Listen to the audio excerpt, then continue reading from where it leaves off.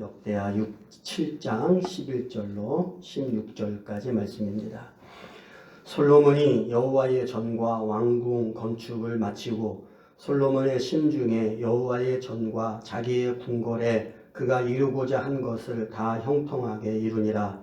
밤에 여호와께서 솔로몬에게 나타나사 그에게 이르시되 내가 이미 내 기도를 듣고 이곳을 택하여 내게 제사하는 성전을 삼았으니 혹 내가 하늘을 닫고 비를 내리지 아니하거나 혹 메뚜기들에게 토산을 먹게 하거나 혹 전염병이 내 백성 가운데에 유행하게 할 때에 내 이름으로 일컫는 내 백성이 그들의 악한 길에서 떠나 스스로 낮추고 기도하여 내 얼굴을 찾으면 내가 하늘에서 듣고 그들의 죄를 사하고 그들의 땅을 고칠지라.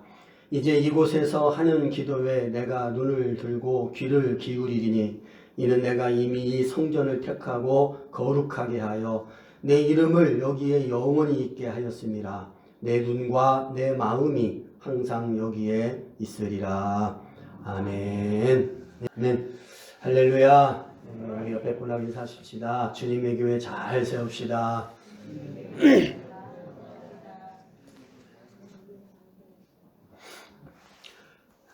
원래 제가 계획했던 오늘 말씀은 터키 선교 보고를 드리면서 우리 교회 지경을 넓혀가자 교회 2배 부흥의 시리즈의 말씀을 준비를 했었는데 새벽에 기도하던 중에 또 하나님께서 새로운 감동을 주셔서 교회 2배 부흥의 시리즈 설교는 이 코로나 사태가 좀 진정되고 우리 성도들이 다 모일 때에 그때 다시 나누기로 하고 오늘부터는 조금 다른 주제로 함께 말씀을 나누려고 합니다.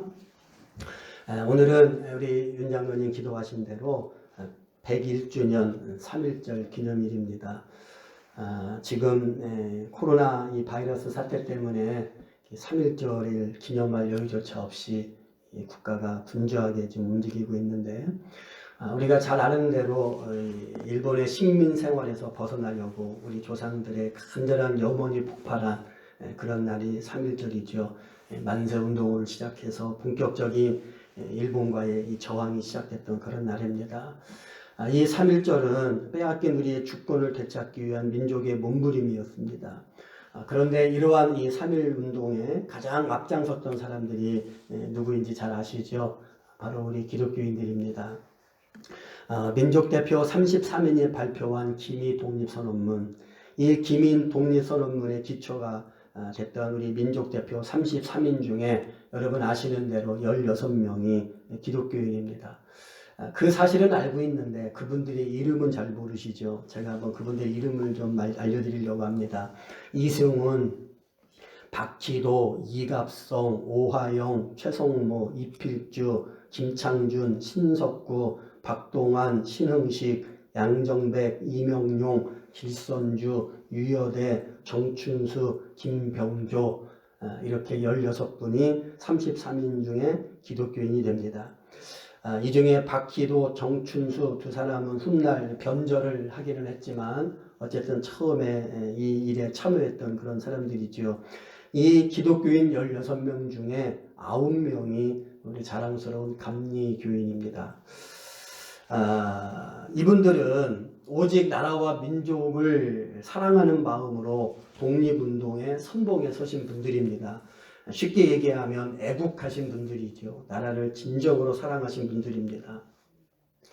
요즘 애국이란 말 잘 안 써요. 그런 말 듣기도 어렵고 잘 쓰지도 않고 그런데 여러분 애국이 뭘까요? 애국. 다시 한번 질문을 드려볼게요. 여러분 어떻게 하는 것이 애국일까요? 애국의 방법이 무엇일까요? 이 코로나 사태에 제일 지금 피해를 보고 있는 지역이 대구인데 이 대구에 의료진들이 부족하다. 그래서 대구시 의사협회 회장이 도움을 요청하니까 전국에 있는 의사들이 250명 그 의사들이 대구로 순식간에 달려갔다고 그래요.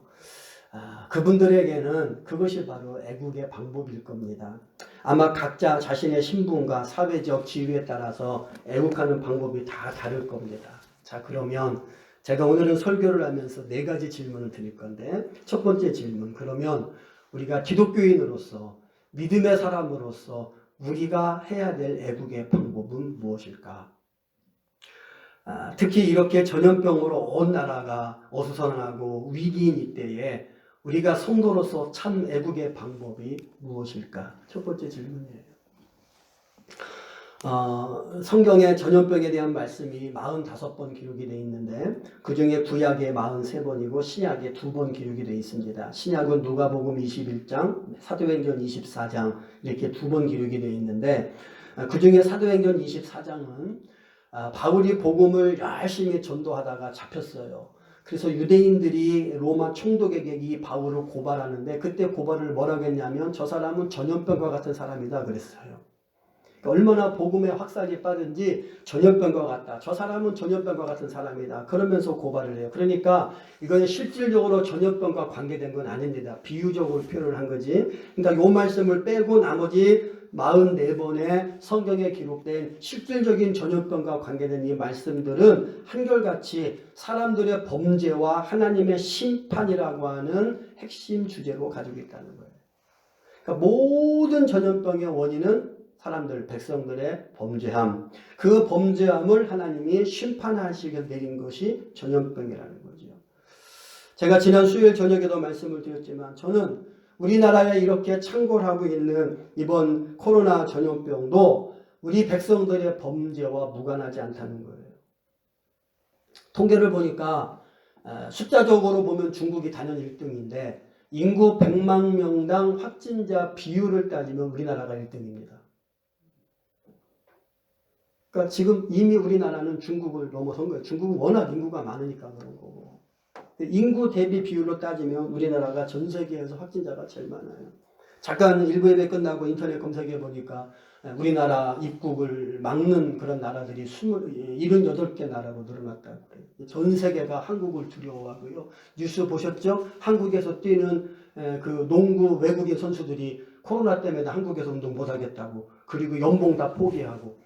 그렇게 해서 자기들이 스스로 도망가면 다시는 한국에 못 오거든요. 그것까지 다 감수하고 그리고 막 지금 한국을 떠나고 있어요. 처음에는 우리가 중국 유학생들 못 들어오게 된다 이랬는데 거꾸로 이제 중국 유학생들이 한국 안 가겠다고. 그래서 대학교에다가 뭡니까 휴학을 막 신청하고 계약도 연기하라고 이런 나라가 됐어요. 왜 우리나라가 이렇게 됐을까? 의학적인 판단이 아니라 저는 목사니까 목사로서 영적인 판단을 내려보면 성경을 연구하고 성경을 선포한 사람이니까 성경적으로 이 사태를 들여다보면 이것은 우리의 죄 때문에 그렇다는 거예요. 그런데 또 한 가지 한결같이 이 전염병에 대한 말씀을 하면서 하나님이 죄 때문에 전염병을 내리셨는데 그러면 이 죄를 철저하게 회개하면 그러면 하나님이 전염병을 다 거두어 가셨어요. 그래서 이 전염병의 가장 분명하고 확실한 처방은 회개입니다. 회개. 하나님의 사람이 하나님 앞에 범죄했기 때문에 하나님이 그에 대한 징계로 전염병을 내리셨으니까 그 하나님 앞에 우리의 죄를 회개하면 하나님의 전염병을 거두어 가시는 거예요.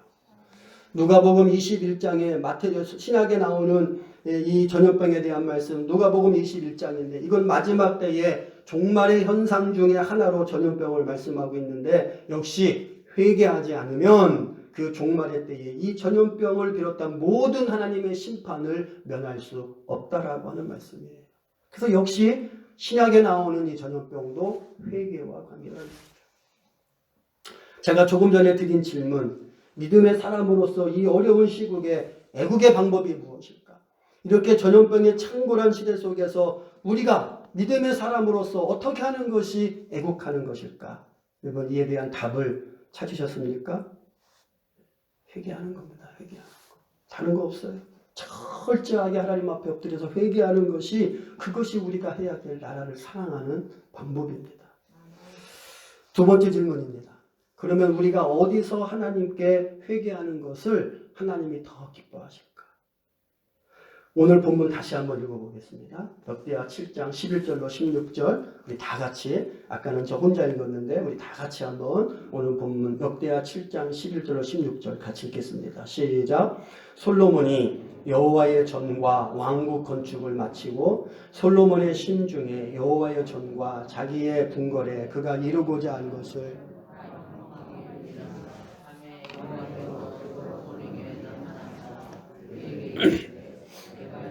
내 기도를 듣고 이곳을 택하여 내게 제사하는 성전을 삼았으니 혹 내가 하늘을 닫고 비를 내리지 아니하거나 혹 메뚜기들에게 토산을 먹게 하거나 혹 전염병이 내 백성 가운데에 유행하게 할 때에 내 이름으로 일컫는 내 백성이 그들의 악한 길에서 떠나 스스로 낮추고 기도하여 내 얼굴을 찾으면 내가 하늘에서 듣고 그들의 죄를 사하고 그들의 땅을 고칠지라.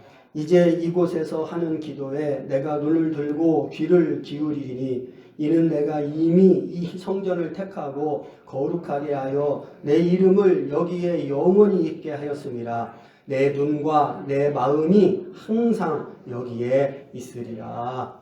아멘. 내 눈과 내 마음이 항상 여기에 있으리라. 여기가 어디예요? 성전, 성전에 있으리라. 여러분, 두 번째 질문의 답을 찾으셨습니까? 우리가 이 민족적 위기 앞에 이 위기를 극복하는 방법은, 그 처방은 회개라고 했는데, 그 회개의 기도를 우리가 어디서 드릴 때에 하나님이 가장 기뻐하실까? 저는 지난 한 주 동안 참 많은 고민을 했습니다. 저 목회하면서 이렇게 고민을 많이 해본 적이 없는 것 같아요. 특별히 예배를 어떻게 해야 되냐는 고민은 제가 처음 해보는 것 같아요. 그 예배를 드려야 돼, 말아야 돼?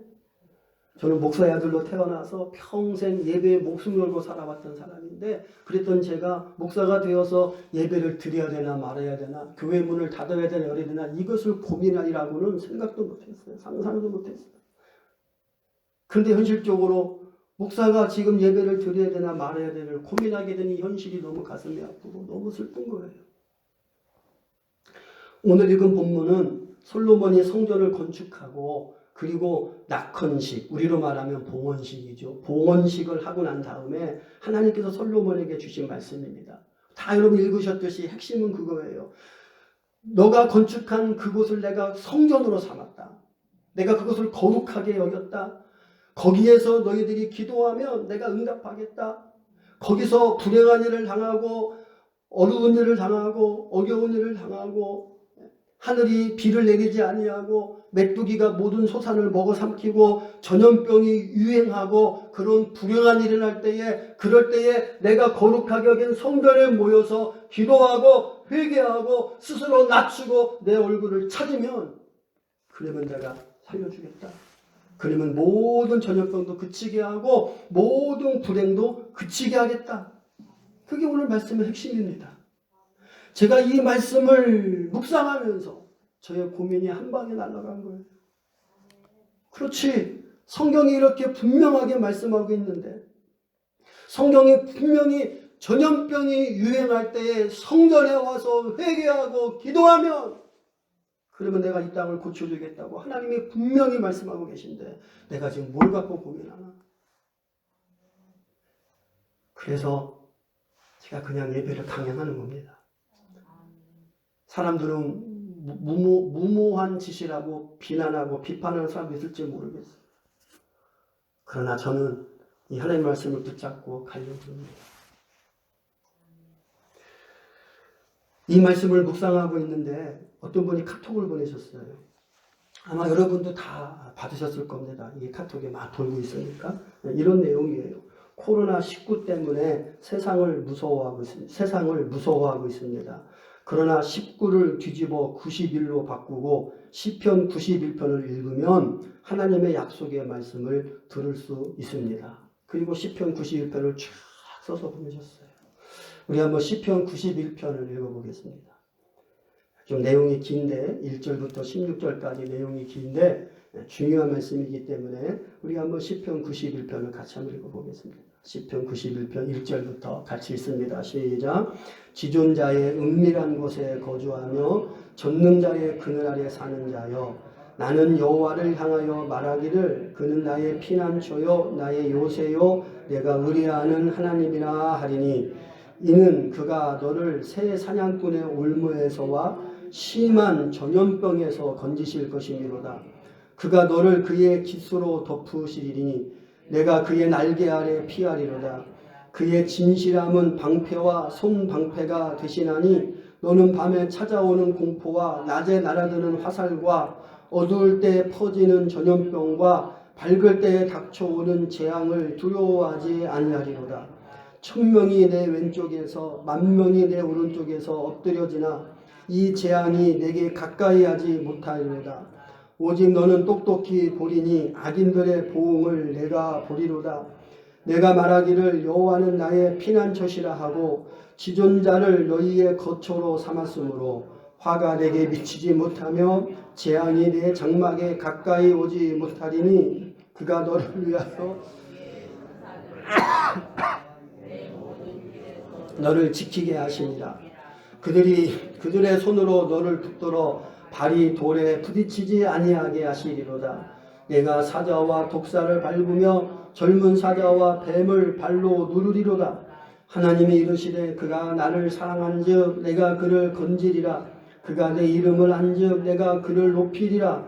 그가 내게 간구하리니 내가 그에게 응답하리라. 그들이 환난 당할 때에 내가 그와 함께하여 그를 건지고 영화롭게 하리라. 내가 그를 장수하게 함으로 그를 만족하게 하며 나의 구원을 그에게 보이리라 하시도다. 아멘. 여러분 시편 91편은 저자가 누군지 확실하게 알지를 못합니다. 어떤 배경에서 썼는지도 잘 알지 못해요. 그런데 많은 학자들이 시편 90편에 보면 모세의 기도라고 되어 있어요. 그리고 시편 91편은 다른 설명이 없이 시편 90편과 바로 연결이 돼서 계속 이어집니다. 그래서 아마도 시편 91편도 모세가 썼을 것이다. 그렇게 추측을 합니다. 그러면 모세가 언제 어떤 상황에서 이러한 기도를 드리면서 이 시를 썼을까? 많은 학자들이 모세가 광야에서 성막을 다 완성하고 난 다음에 성막을 완성하고 하나님 뭐라고 그랬어요? 거기서 내가 너와 만나고 하나님이 성막을 지칭하시며 성막 거기서 내가 너와 만나고 그렇게 말씀하세요. 그러니까 하나님께서 모세에게 너가 문제가 있고 어려움이 있고 백성들에게 어려움이 있을 때마다 성막에 들어와서 나에게 기도하면 내가 거기서 너를 만나고 해결해 주겠다. 그 약속의 말씀을 하나님께 받은 그때 모세가 이 시를 썼을 거라는 거죠. 거기에 전염병이 나오잖아요. 전염병이 3절에 심한 전염병에서 건질 것이로다.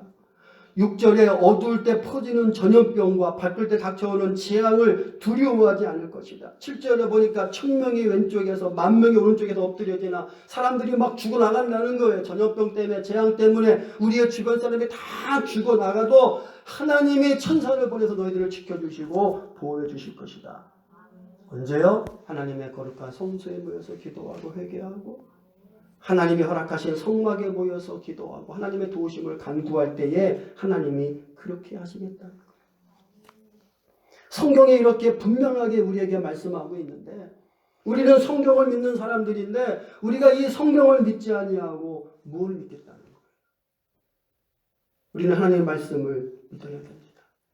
제가 여러 번 말씀드리잖아요. 성경은 캐논이라고. 어디를 가도 변하지 않는 것이 캐논이라고 그랬죠. 어떤 상황에서는 성경이 맞고 어떤 상황에서는 안 맞고 그거 아니라는 거예요. 어떨 때는 성경 말씀을 적용하고 어떨 때는 적용하지 않고 그게 아니라는 거예요. 성경 말씀은 시대를 초월하고 문화를 초월하고 인종을 초월하고 국가를 초월해서 언제든지 어느 곳에든지 성경 말씀은 진리, 하나님의 말씀은 진리. 그 성경 말씀의 전염병에 대해서 이렇게 분명하게 말씀하고 있다고 한다면 우리가 무엇을 두려워해야 됩니까? 여러분 그렇다고 우리가 함부로 살라는 게 아니에요. 조심해야 돼요. 우리가 해야 될 최소한의 이 수칙들 지켜가고 그래서 마스크 쓰고 예배 드리라고 그러고 세정제 쓰시라고 그러고 제가 그렇게 계속 속전을 통해서 또 문자도 보내고 그러고 있잖아요. 우리가 해야 될 일 조심해야 돼요. 저 지난 한 주간 동안요 꼼짝없이 집에 갇혀 있었어요. 무슨 해외 나갔다 온 게 죄라고. 터키는 청정국가인데 그냥 사람들이 괜히 해외 나갔다가 터키 갔다 왔다 가니까 이상한 눈으로 바라보는 것 같아서 저 스스로 그냥 자가격리. 일주일 내내 그냥 농협 한 번 갔다 왔어요. 농협 한 번.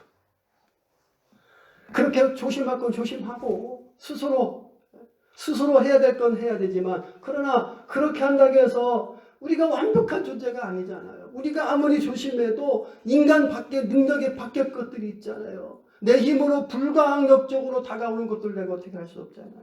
그런 것들 하나님께 맡기는 거예요.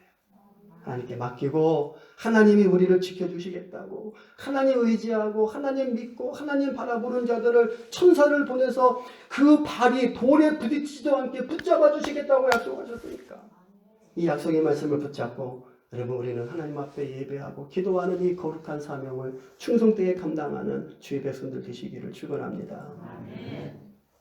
세 번째 질문. 그러면 이런 질문이 생길 거예요. 목사님 이런 상황에 교회 나온 사람은 믿음 좋은 사람이고 교회 안 나온 사람은 믿음이 안 좋은 사람입니까? 그건 아니에요. 여러분 이분법적으로 생각하면 안 된다고 그랬죠 지난주에.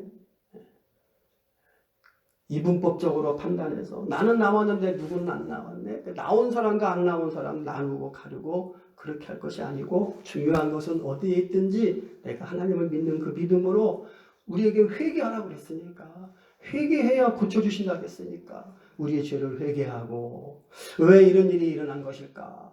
남 탓하고 누구 탓하고 뭐 정치를 잘못해서 뭐 방역을 잘못해서 그거는 세상 사람들 그거는 정치인들이 하는 이야기고 우리 믿음의 사람들은 우리나라가 이렇게 이 전염병에 어려움을 당하는 것은 내 믿음 때문이 아닌가, 내 잘못된 믿음 때문이 아닌가, 나의 타락하고 세속화되고 변질된 내 잘못된 신앙 때문이 아닌가, 나 자신을 돌아보고 우리 교회를 돌아보는 그런 시간이 되어야 된다는 거예요.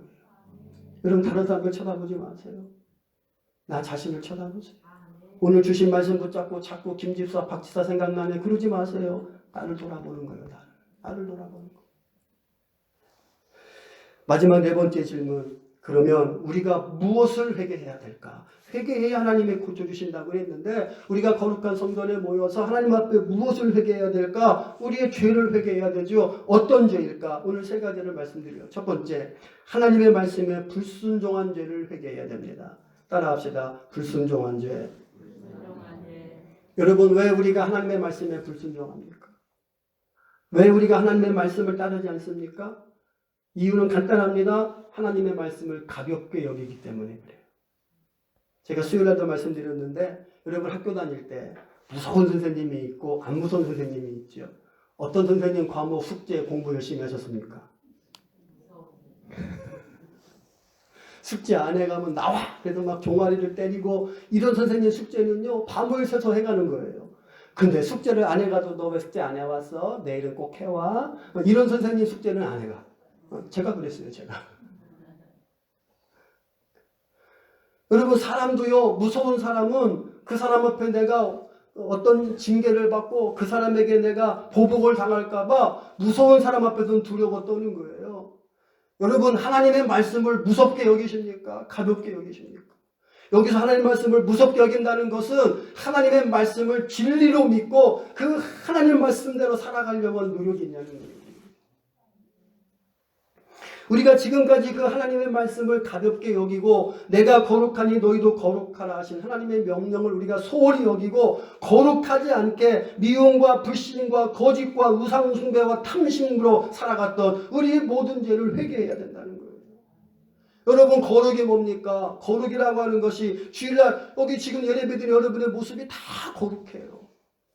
교회 나와서 예배드리는 이 모습만 거룩한 것이 거룩이냐? 그게 아니고 우리의 일상의 삶 속에서 우리의 거룩함이 나타나야 된다는 거거든요. 이렇게 가운 차려입고 흐르면 거룩하죠. 폼나죠. 근데 우리의 일상의 언어, 우리의 일상의 삶, 우리 일상의 생각, 우리의 일상의 가치관 속에 거룩함이 있냐는 거예요. 거룩함은 구별됨이라고 했죠. 우리의 언어가 구별되고 있냐는 것이고 우리의 생각이 구별되어 있냐는 것이고 우리의 태도가 삶의 자세들이 하나님 보시기에 합당한 모습으로 구별되어 있냐는 거예요. 우리가 그렇게 살아가지 못한 것에 대한 죄. 하나님 주여 우리가 거룩하게 살지 못한 이 죄악을 용서하여 주옵소서. 그리고 회개해야 될 줄로 믿습니다. 두 번째는 예수님의 은혜와 사랑을 가볍게 여기며 살아가는 것에 대해서 회개해야 됩니다. 첫 번째는 하나님의 말씀에 불순종, 하나님의 말씀을 가볍게 여겨서 불순종한 것을 회개하고 두 번째는 예수님의 은혜를 가볍게 여긴 것을 회개하고 제가 작년에 아이들 데리고 필리핀 선교 다녀와셔서 그런 말씀을 드렸고요. 이번에 터키 선교를 다녀와서도 똑같은 하나님의 저에게 주신 감동이 그거예요. 은혜로 은혜 되게 해라. 지금 너희들이 은혜에 합당한 삶을 살고 있느냐? 하나님이 계속 저에게 물어보시는 거예요. 너희들이 은혜에 합당한 삶을 살고 있느냐?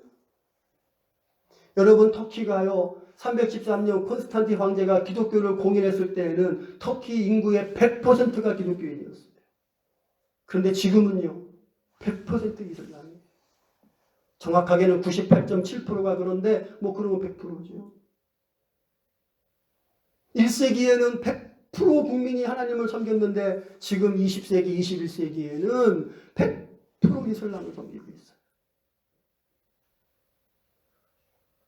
1세기에 복음이 그렇게 왕성하면서 4세기, 5세기를 지나면서 성전들이 멋있게 의리의리하게 지어졌는데 지금은 다 무너지고 돌덩이만 남아있어요. 돌덩이.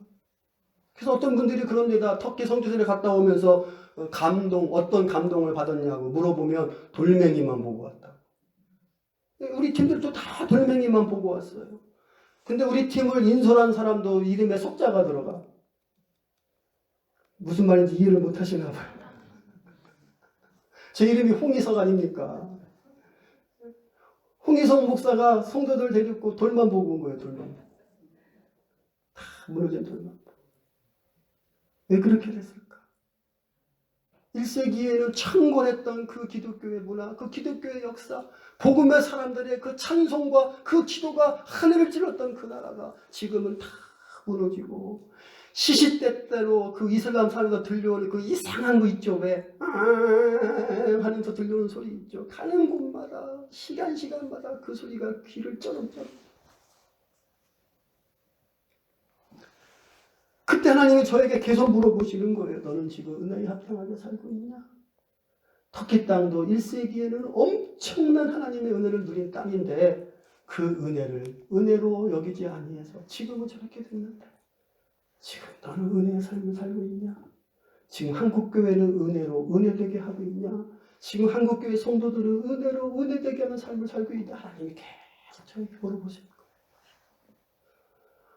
우리가 은혜로 은혜되게 하지 못한 이 죄, 이 예수님의 없는 은혜와 사랑을 가볍게 여기고 은혜에 합당하게 살지 못한 죄, 하나님의 은혜로 살아가는 건데 내가 잘나서 여기 가는 줄 알고 교만하고 하나님 없이 필요할 때만 하나님 찾고 뭔가 원할 때만 하나님 찾고 평상시에 내 마음대로 내 멋대로 막 살아가다가 필요할 때만 하나님 앞에 나와서 기도하는 그런 이기적인 우리의 믿음, 은혜를 은혜로 알지 못하는 우리의 믿음, 우리 잘못된 이 신앙을 철저하게 회개해야 된다는 거예요.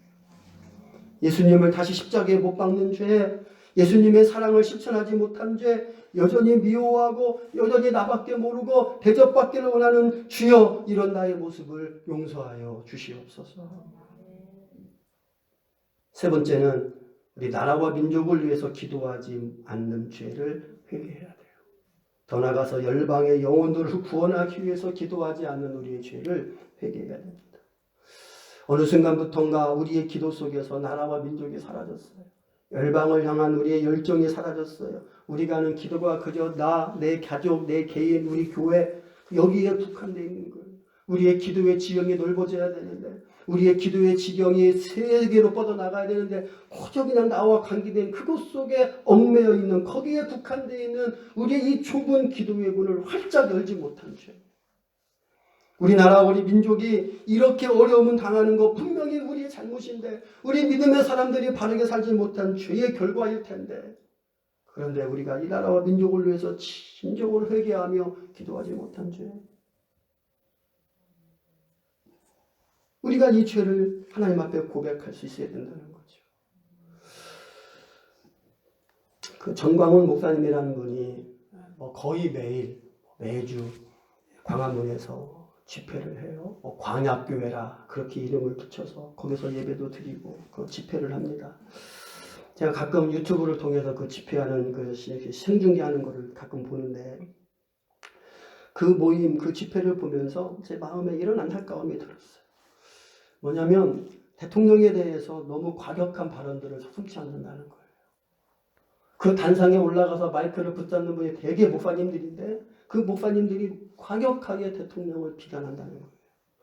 그분들 애국한다고 모인 분들입니다. 참 대단합니다. 존경스럽습니다. 그렇게 하지 못하는 제 자신이 부끄러울 때가 많아요. 그런데 성경을 보면 임금들과 높은 지위에 있는 사람들을 위해서 기도하라고 그랬어요. 거기 모인 사람들이 대통령을 위해서 기도를 하긴 하는데 그 기도의 제목이 뭐냐면 대통령 끌어내려 달라는 거예요. 그 자리에서 내려오게 해달라는 거예요.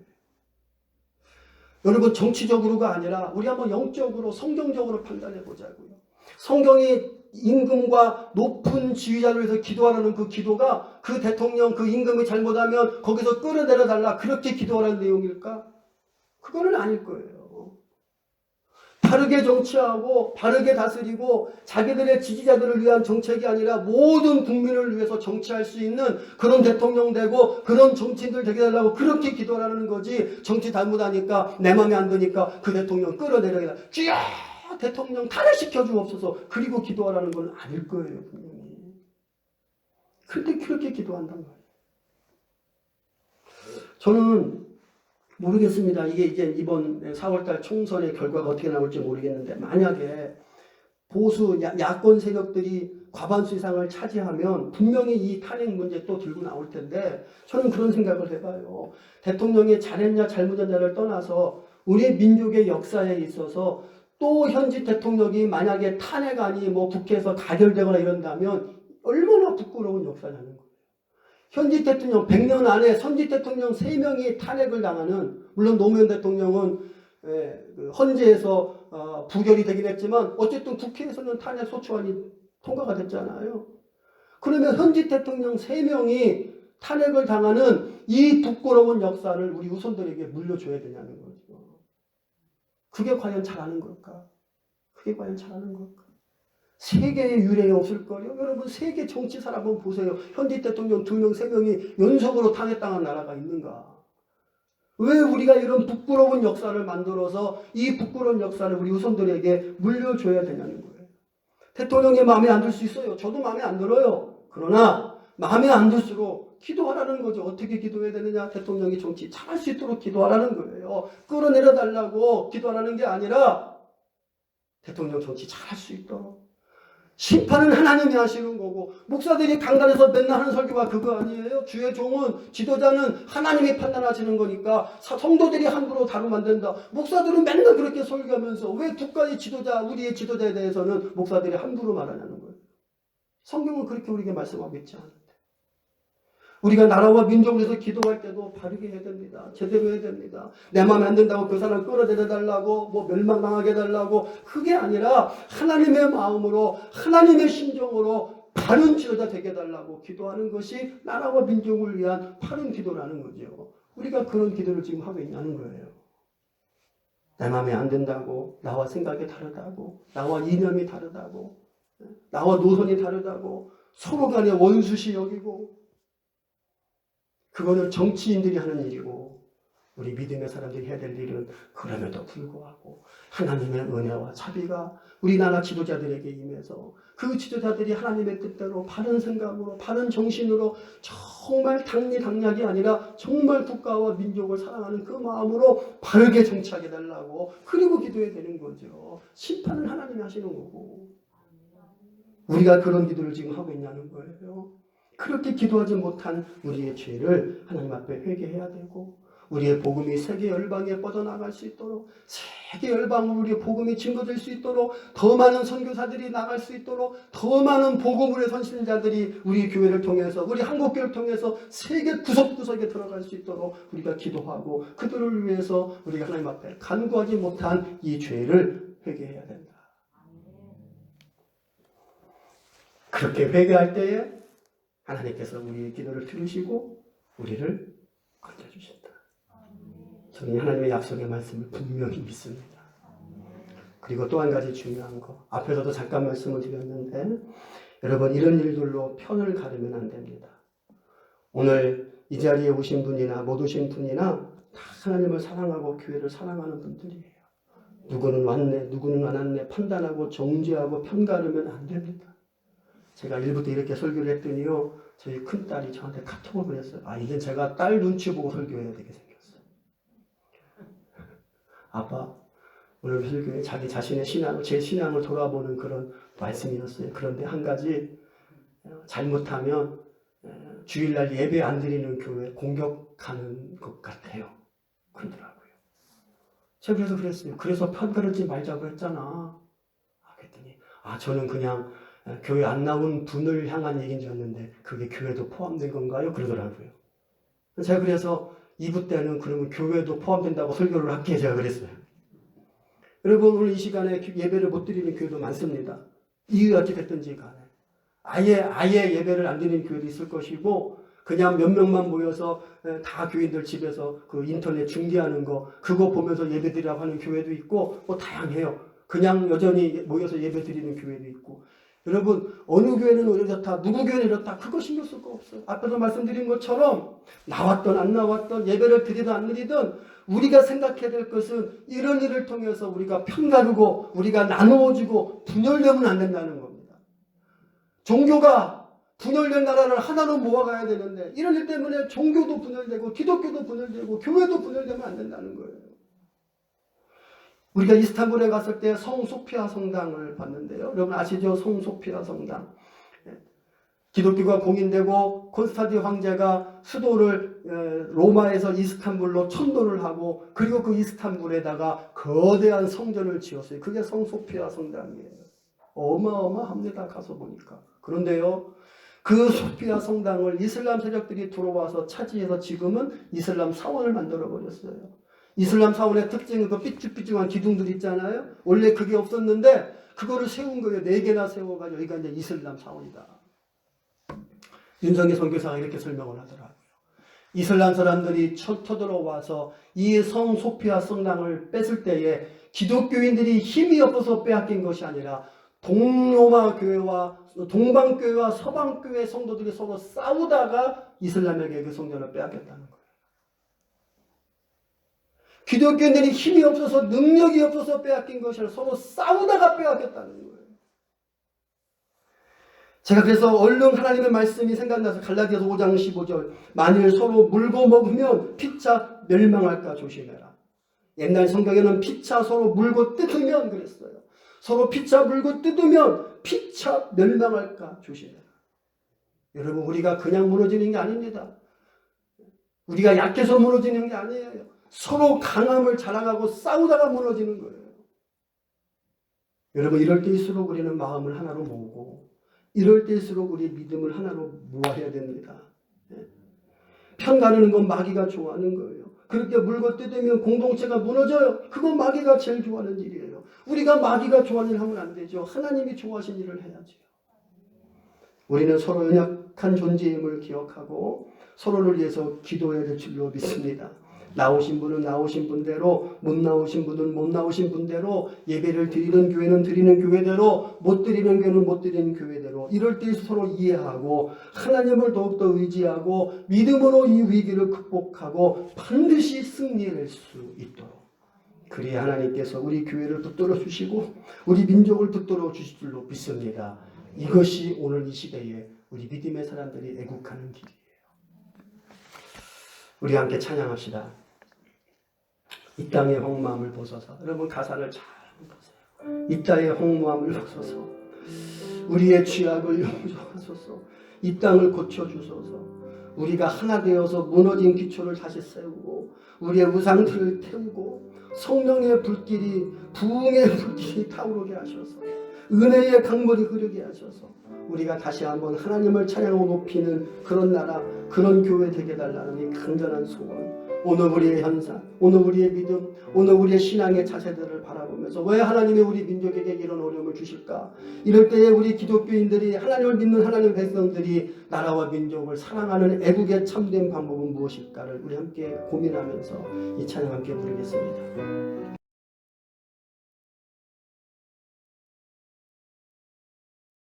자비하신 하나님 애통한 우리의 마음 우리의 심령에 성령을 부어주셔서 우리가 아버지 마음에 합당한 회개의 기도를 올려드리게 하여 주시옵소서. 우리가 겸비하여 회개하며 간구할 때에 우리가 거룩한 주의 성전에 모여 기도할 때에 하나님이 우리의 기도를 들으시고 우리의 나라와 민족을 고치시고 우리의 모든 불행과 고통을 거두시고 전염병도 거두시는 살아계신 하나님이심을 믿습니다. 우리가 하나님의 눈과 마음이 항상 이 거룩한 성전에 있음을 믿고 죽은 자도 살리시는 전능하신 하나님 앞에 코로나는 아무것도 아님을 믿고 우리의 죄악을 회개합니다. 이 코로나 사태를 통하여 하나님의 위대하심과 하나님이 하나님 되심을 온 세상에 나타내시고 영광 받으시고 이 전염병을 통하여 의인들은 건지시고 아버지 악한 자들은 멸하여 주시옵소서. 우리 믿는 자들이 하나님의 얼굴을 구하며 진실로 회개하면 이 땅을 고쳐 주실 줄로 믿습니다. 하나님의 말씀에 불순종한 죄를 회개합니다. 주님의 그 은혜를 가볍게 여기며 살아온 것을 회개합니다. 우리 나라와 민족을 위해서 세계 열방을 위해서 진심으로 하나님의 말씀대로 기도하지 못한 것을 회개합니다. 주여 용서하여 주시고 우리를 고치시고 우리를 새롭게 하여 주시옵소서. 예수님의 이름으로 기도하옵나이다. 아멘.